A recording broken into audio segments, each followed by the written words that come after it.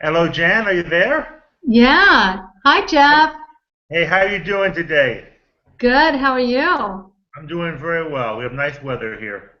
Oh, good. Good. It's a bit overcast down here, Oh, is it?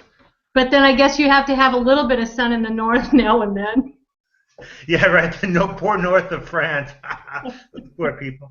We don't get into that Uh, anyway. Anyway, so yeah. how have things been lately? Pretty good. Well, yesterday I had kind of a fun day because it was my birthday. Ah, happy birthday. Thank you very much. But I've decided it's the last one I'm going to do in France. Because, Okay. yeah, well, it's February and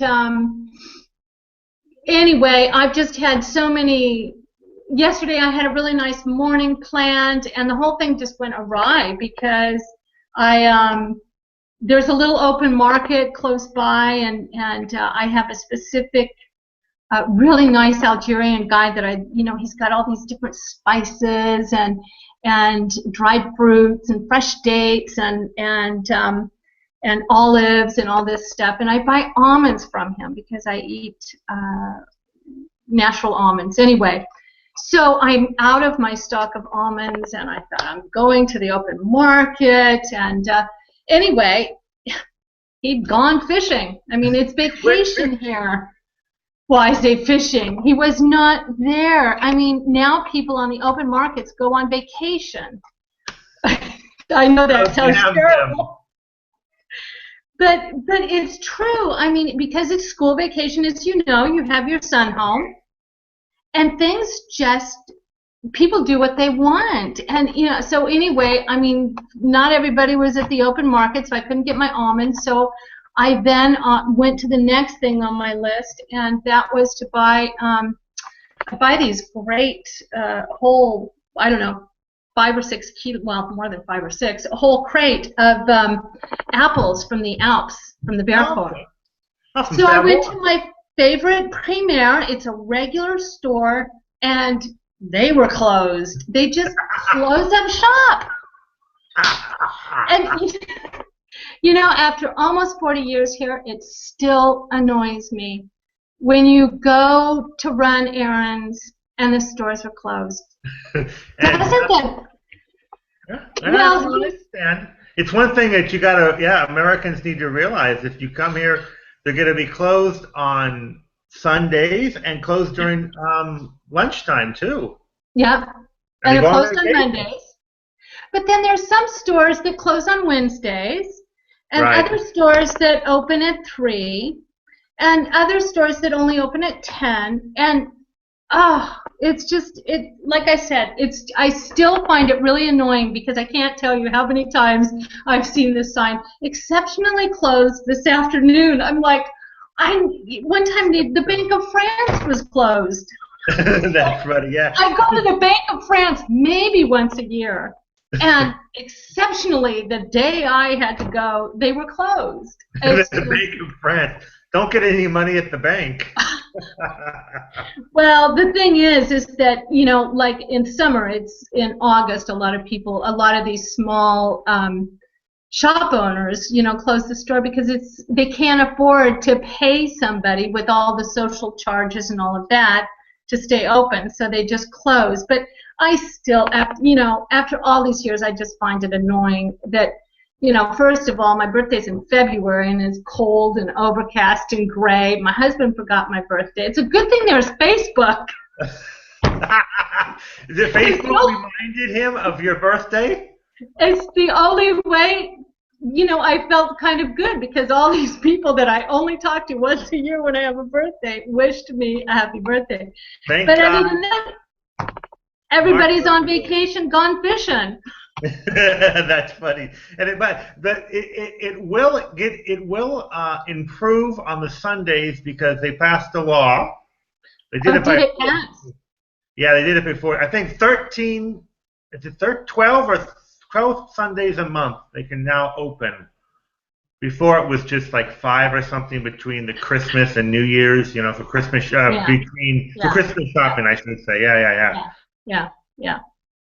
what do you think 12 to 13 Sundays is going to do for the economy? I mean, why do they keep putting these limitations on businesses that want to open on a Sunday?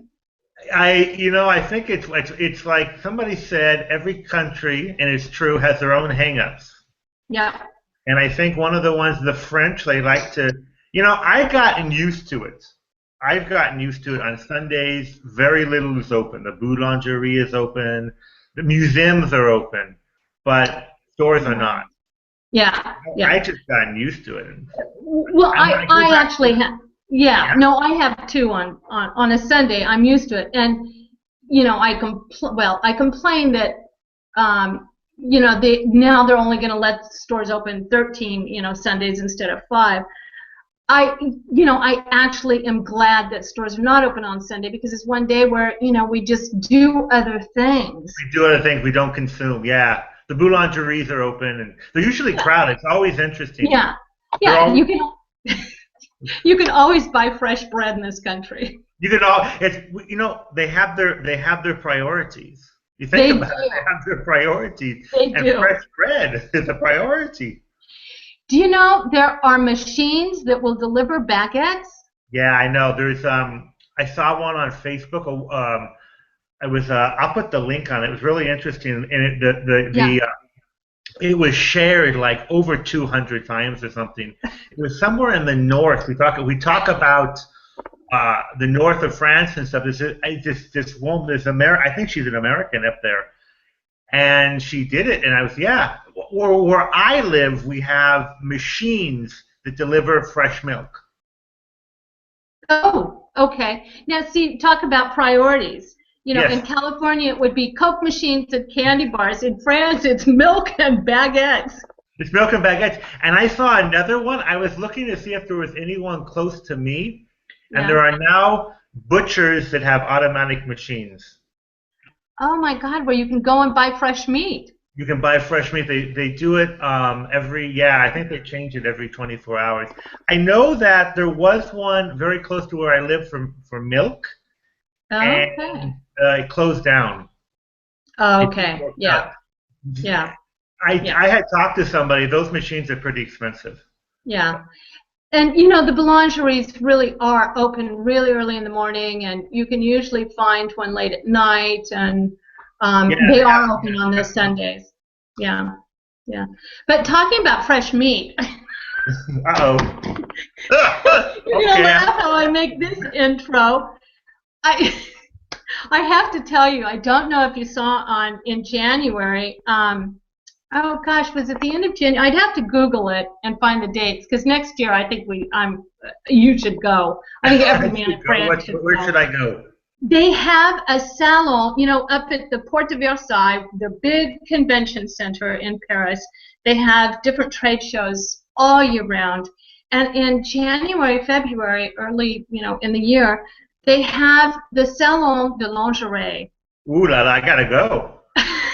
I tell my wife it's for work. And it was on the news. I caught it on the news. But what is so funny is that they have, all of these girls that are, kind of young, beautiful bodies walking around with, all this different lingerie to kind of show the customers.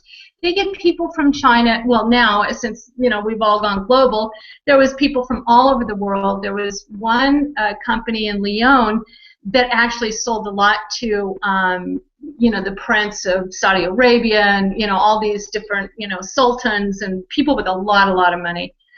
But what was really funny was that. In order for the girls to walk the aisles and give out flyers, you had to pay 7,000 euros for your girl or your worker to be able to walk freely in the aisles. They actually had a police team, a private police team, that would actually, walk around, and they had to have special badges. These girls were, probably just covering up, a small part. But and the other girls that did not have the license to walk in the aisles and pass out flyers, they could only stand right in front of their stand. Now, what they started, can you believe that?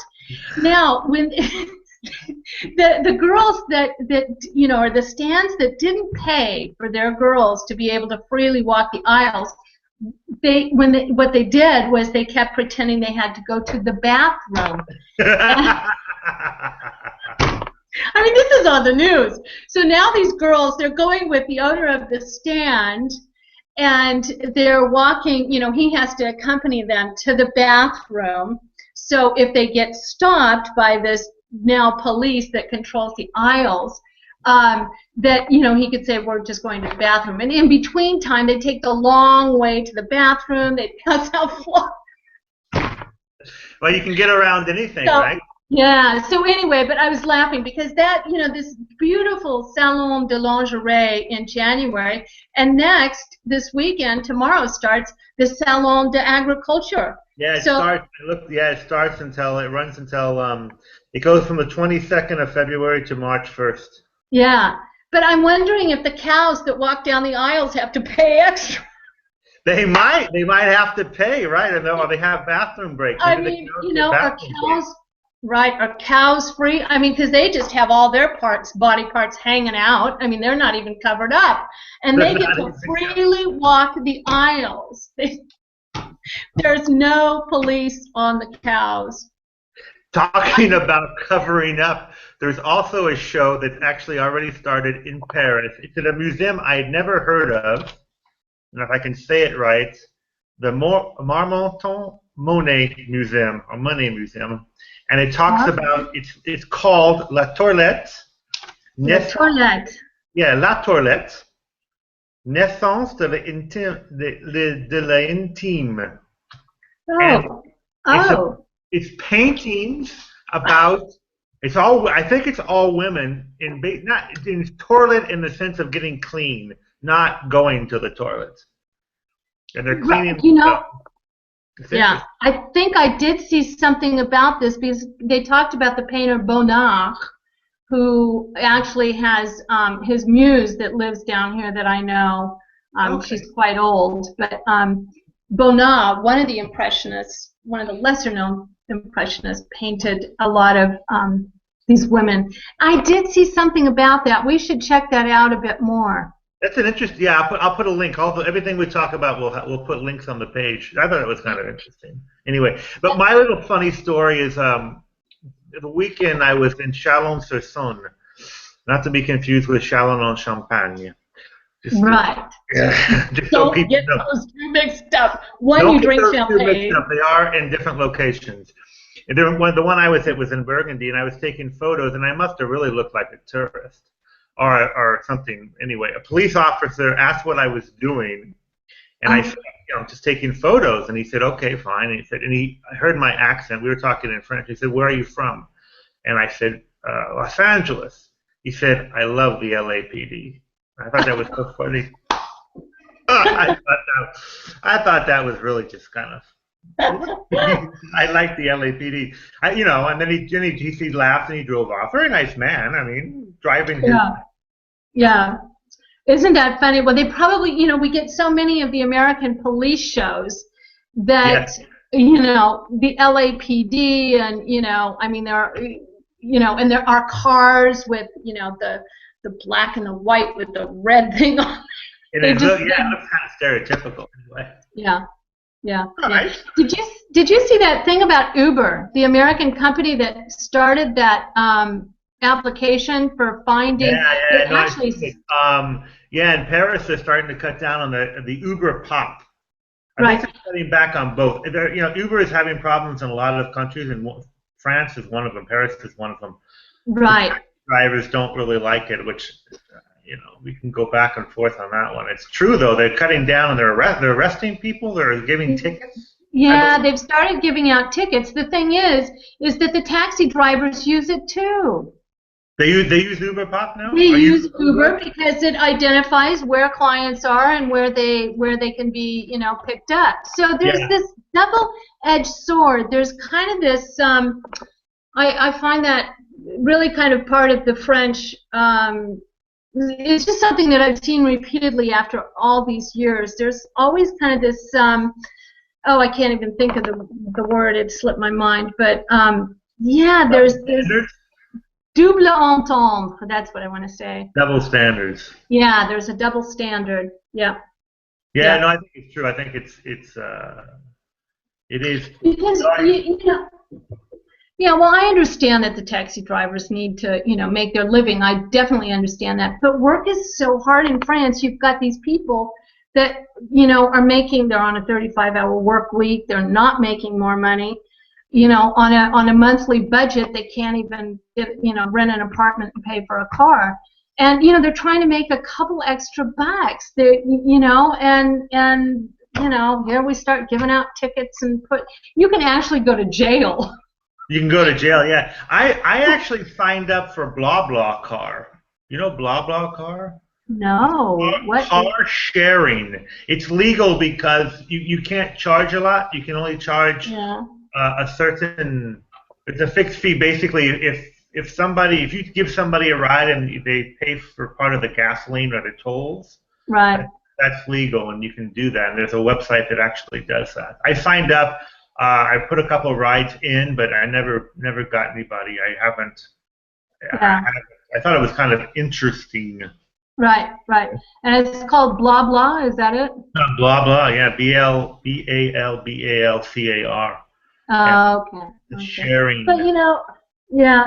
Well, taxis down here in the south, I don't really need. But taxis in Paris are, when you get to the Gare de Lyon. And you have to wait, an hour for a taxi, and you have to wait in line. I mean, give me a break. And, that's because, once again, most of them are out gone fishing. They're gone fishing. The taxi drivers are gone fishing.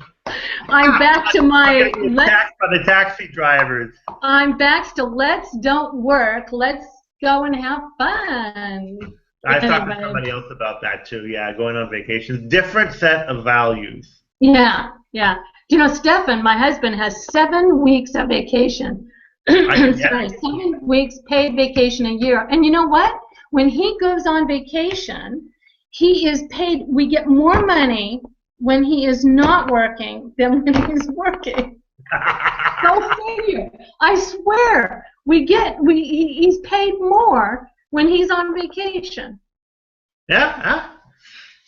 Interesting. We love to. I think we will finish on that up note. Yes, I think it's all that stuff that we love to hate. Exactly. But we can still get fresh bread on Sunday morning. So. Yes, that's true. We don't have to get it out of a machine. So. We don't get it in the machine. All right, Jan. Thanks. Yeah, fun talking to you, and we'll talk soon. We'll talk soon. Bye-bye. Ciao. Bye.